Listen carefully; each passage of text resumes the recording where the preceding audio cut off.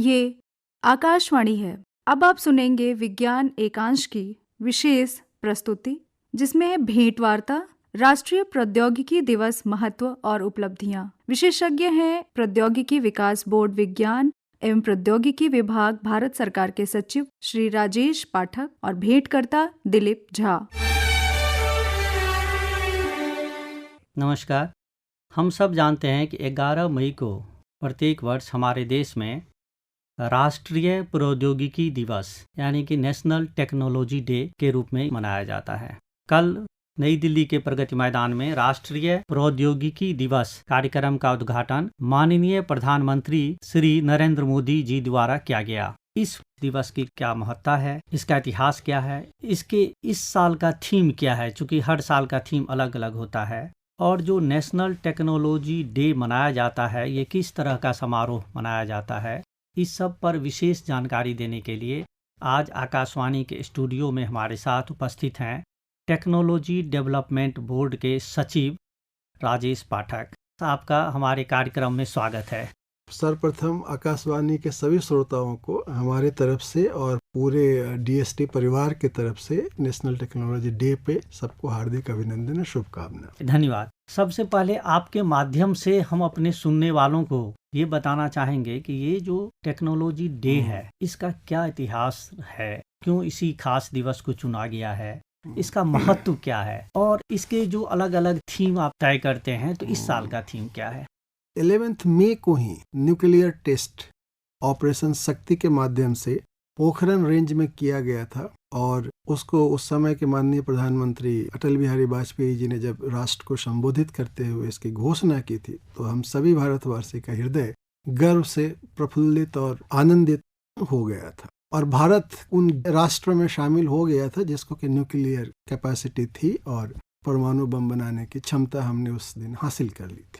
इस ऐतिहासिक दिन को ही भारत सरकार ने नेशनल टेक्नोलॉजी डे के रूप में चुना और पहली बार 1999 में उस समय के प्रधानमंत्री अटल बिहारी वाजपेयी जी ने इसकी प्रथम शुरुआत की और प्रथम जो इसका आयोजन हुआ 1999 में हुआ था और उस समय डॉक्टर मुरली मनोहर जोशी हमारे साइंस एंड टेक्नोलॉजी के मिनिस्टर थे। उन्होंने ये सजेशन दिया था और कलाम साहब, इन तीनों आदमियों का ये ब्रेन चाइल्ड था कि 11 मई को हम लोगों को नेशनल टेक्नोलॉजी डे मनाना चाहिए और तब से ये टेक्नोलॉजी डेवलपमेंट बोर्ड को ये दायित्व दी गई थी कि आप इसकी आयोजन करेंगे और तब से लेके आज तक हम लोग नेशनल टेक्नोलॉजी डे का हर एक वर्ष आयोजन करते हैं। और देश का ये जो दिन है ये बेसिकली सभी भारतवासी को इस बात का प्रेरणा देता है कि हम इंडियंस में एक कैपेसिटी है कि हम एक साइंस एंड टेक्नोलॉजी के माध्यम से इस देश की दशा और दिशा को बदल सकते हैं।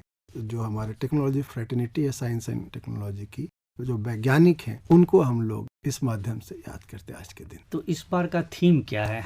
ये बहुत अच्छा प्रश्न किया। इस बार माननीय प्रधानमंत्री जी ने हमें दिशा निर्देश दी कि इस बार बड़ा यूनिक समय था जब हम 25वीं सालगिरह उस पर्टिकुलर इवेंट 11 मई 1998 का 11 मई 2023, तो उन्होंने ही ये सजेशन दिया कि ऐसा हम आयोजन करें, इस सप्ताह का आयोजन करें और इसको हम स्कूली बच्चों के साथ, जैसा कि आपको ज्ञात हो कि माननीय प्रधानमंत्री जी के नेतृत्व में ही अटल टिंकरिंग लैब की शुरुआत 2016 में की गई थी। अटल इंक्यूबेशन मिशन और अटल इंक्यूबेशन सेंटर्स वगैरह की शुरू से ये प्रयास रहा है माननीय प्रधानमंत्री जी का कि जो साइंस की जो ज्ञान है वो किताबों में सीमित ना रहे, उससे बच्चों में एक ऐसी भावना जागृत हो कि क्या इनोवेट करना है और सोसाइटी के क्या प्रॉब्लम है उसको सोचना है और आगे इसको कैसे सॉल्व कर सकते हैं। उसके अटल टिंकरिंग लैब से वो अच्छे से जाएं और जब बाहर निकले अपने कॉलेज लाइफ से तो उनको एक स्टार्टअप का ऐसा इकोसिस्टम तैयार मिले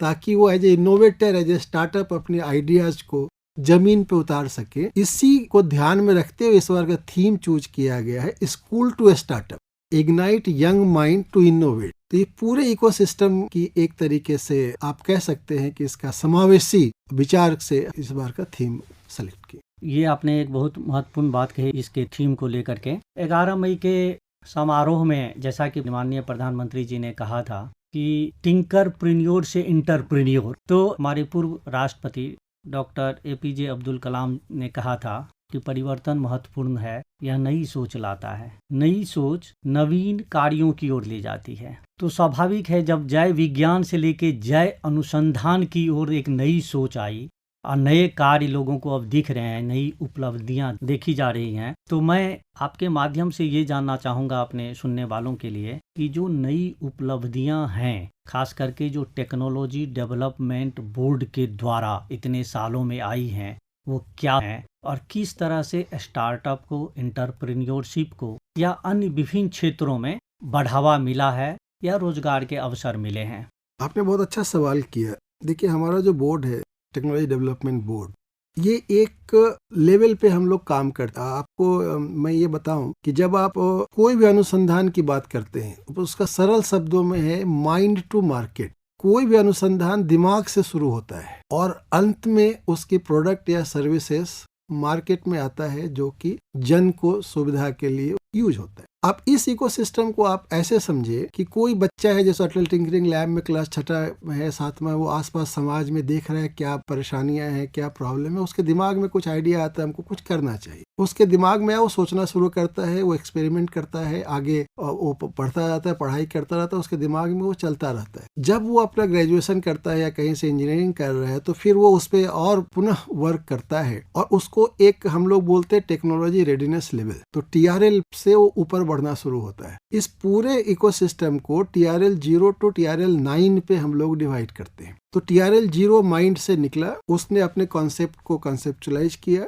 इस हर एक स्टेज पे भारत सरकार की विभिन्न संस्थाएं और अब जैसे अटल इनोवेशन मिशन है या हमारे यहाँ DST में NEB डिवीजन है, ऐसे अनेक संस्थाएं हैं उस लेवल पे, जैसे हमारे ACRB है, उनको हेल्प करता है। उसके बाद जब वो अपने आइडिया को क्रिस्टलाइज करते हैं, उस पे दूसरा संस्थान आता है, वो हेल्प करता है। टेक्नोलॉजी डेवलपमेंट बोर्ड हम उनको TRL 7 से ऊपर, जब उनको सबसे ज्यादा पैसों की जरूरत होती है फाइनेंशियल सपोर्ट की, कि अब उसके आइडिया फ्रूटफुल हो गया, उसके प्रोटोटाइप बन गए, उसने मार्केट में टेस्ट कर लिया, सब कुछ हो गया, अब उसको मार्केट के लिए रेडी करना है। उसको बनाने के लिए जो कैपिटल एक्सपेंडिचर, प्लांट, मशीनरी और बिल्डिंग में सबकी जरूरत पड़ती है, उस समय भारत सरकार बहुत ही सस्ते दर पे 5% सिंपल इंटरेस्ट के दर पे हम लोग उनको लोन प्रोवाइड करते हैं और उस तरीके से वो अपने प्रोडक्ट को मार्केट में लेके आते हैं। ये हमारा पूरा अपना इकोसिस्टम, जिसमें टेक्नोलॉजी डेवलपमेंट बोर्ड पिछले 25-26 साल से इस कार्य को करता है। और आपको जान के बड़ा खुशी होगा कि मैं 1-2 एग्जांपल आपको देना चाहूँगा। जब हमने ज्वाइन किया है सेक्रेटरी टेक्नोलॉजी डेवलपमेंट बोर्ड, तो हमारा पहला प्रोजेक्ट था IIT दिल्ली में इनक्यूबेटेड बॉटलैब डायनेमिक्स, जिसने बीटिंग रिट्रीट परेड पे 1000 ड्रोन शो किया था और हम लोग वर्ल्ड में चौथे ऐसे देश बने जिसको ये कैपेबिलिटी थी कि ड्रोन स्वार्म शो कर सके। ऐसे अनेकों प्रोजेक्ट है जिसको हम बताएंगे तो बहुत समय लगेगा, लेकिन ये बस मैं कहना चाहूँगा कि यदि आपके पास आइडियाज़ हैं और आपके बच्चे जो भी इसमें सुन रहे हैं, तो आप यकीन मानिए आपको हर एक स्टेज पे भारत सरकार की जो पॉलिसीज़ हैं उससे आपको सपोर्ट मिलेगा। और लास्ट में टेक्नोलॉजी डेवलपमेंट बोर्ड है जब आप TRL 6-7 पे आ जाते हैं। राजेश पाठक जी, आप हमारे स्टूडियो में आए और हमारे सुनने वालों को नेशनल टेक्नोलॉजी डे, इसके इम्पोर्टेंस, हिस्ट्री और जो भी थीम वगैरह के बारे में महत्वपूर्ण बातें बताई। 11 से 14 मई तक आयोजित होने वाला जो आपका ये दिवस समारोह है और आप 25वें वर्ष में भी